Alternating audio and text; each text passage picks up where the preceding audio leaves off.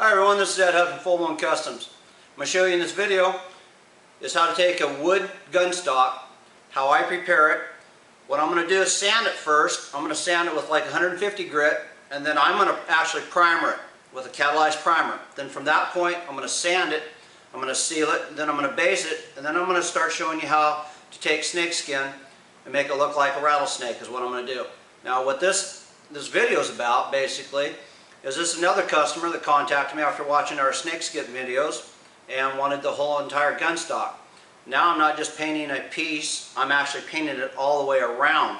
So it's going to get a little more difficult, and there's going to be a lot of freehand work, but I'm going to show you every step along the way. First thing I do, take some 150 grit and I'll sand all the varnish, and if it's got a clear coat or anything on it, I'll sand that completely off.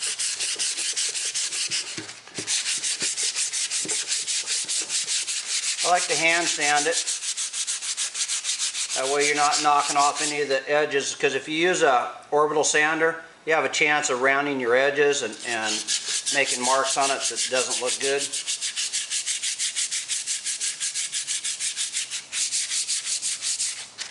See, we're getting all that varnish off. It's about how we want to sand it right there.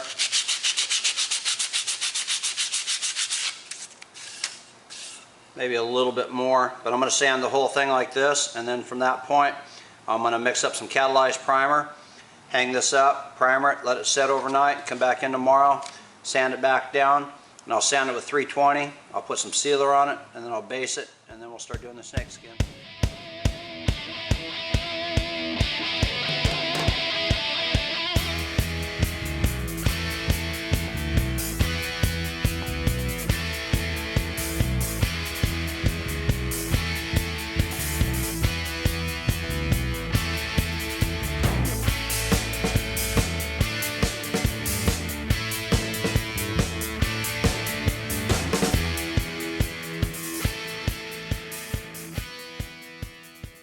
Sometimes you might have imperfections or scratches or chips or something in your wood, like what this is right here. You can see where that shiny spot is.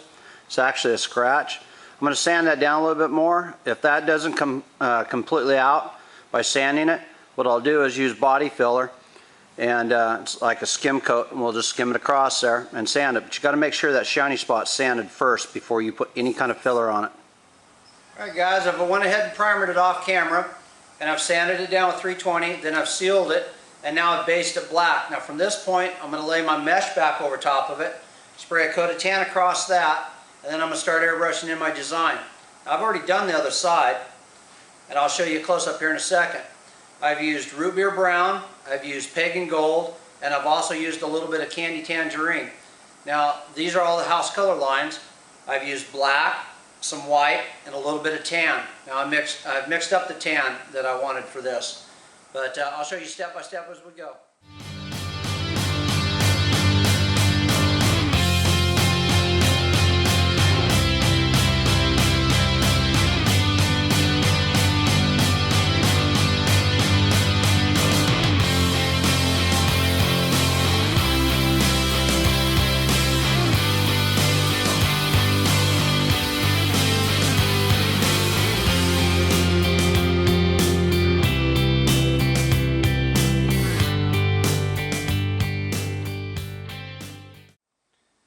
Now I'm going to do this by using our screen mesh that I always use, like I showed in our other video.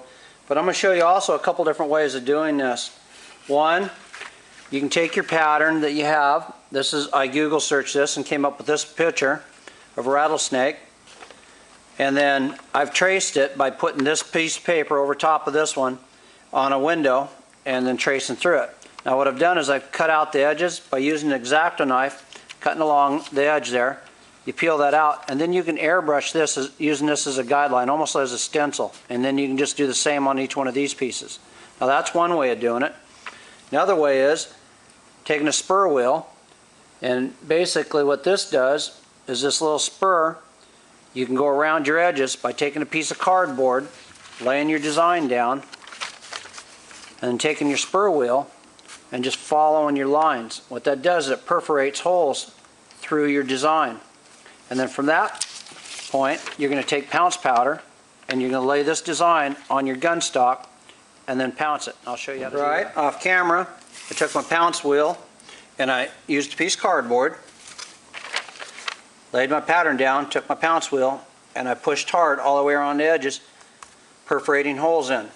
So now from this point, we're going to take our gun stock, lay it down, and then you take pounce powder. There's different colors. This is white that I'm going to use now. You lay it on here, you line it up where you want, and then you just tap it on here like this. Now make sure you don't move this so it slides the line around. Just pull it straight up and it gives you this line.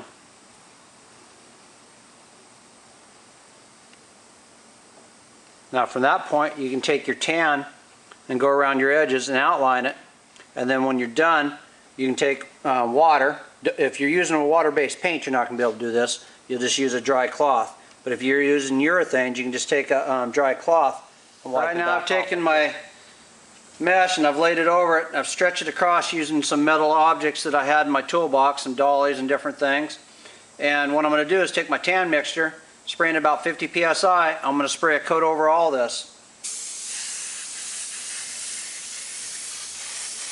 You want to spray straight down. You don't want to spray it at an angle, because like right here it's not all the way down. If I don't spray straight down, it'll go back underneath it. So you can even take your finger and press it down just a little bit right there.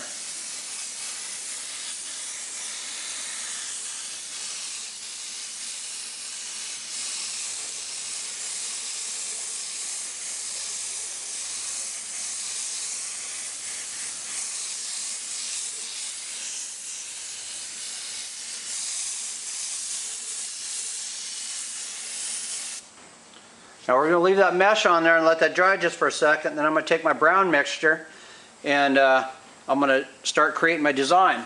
I'm just going to kind of follow this pattern and we're going to make a design down through the center. We're going to leave the ends here because I'm going to do a lighter color on the bottom, a little darker on the top. All right, now we'll take our brown mixture and lay out our pattern.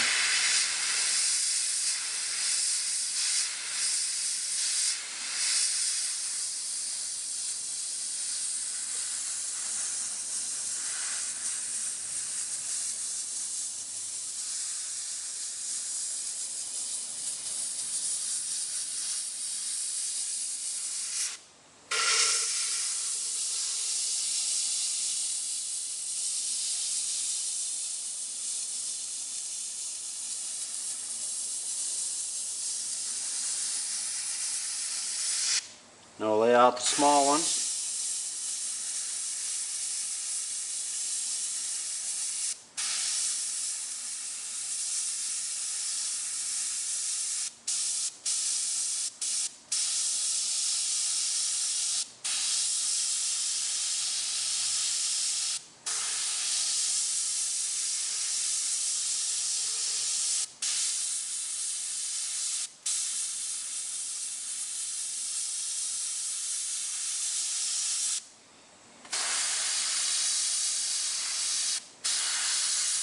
Now we'll use a little bit of a lighter brown mixture. I'll show you the color here on the paper.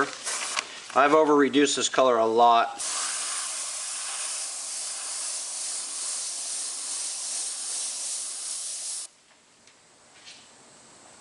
That's the color we're going to use now. What I'm going to do is I'm just going to fade it around the edges. What I mean by the edges is the edges of the brown that I already used.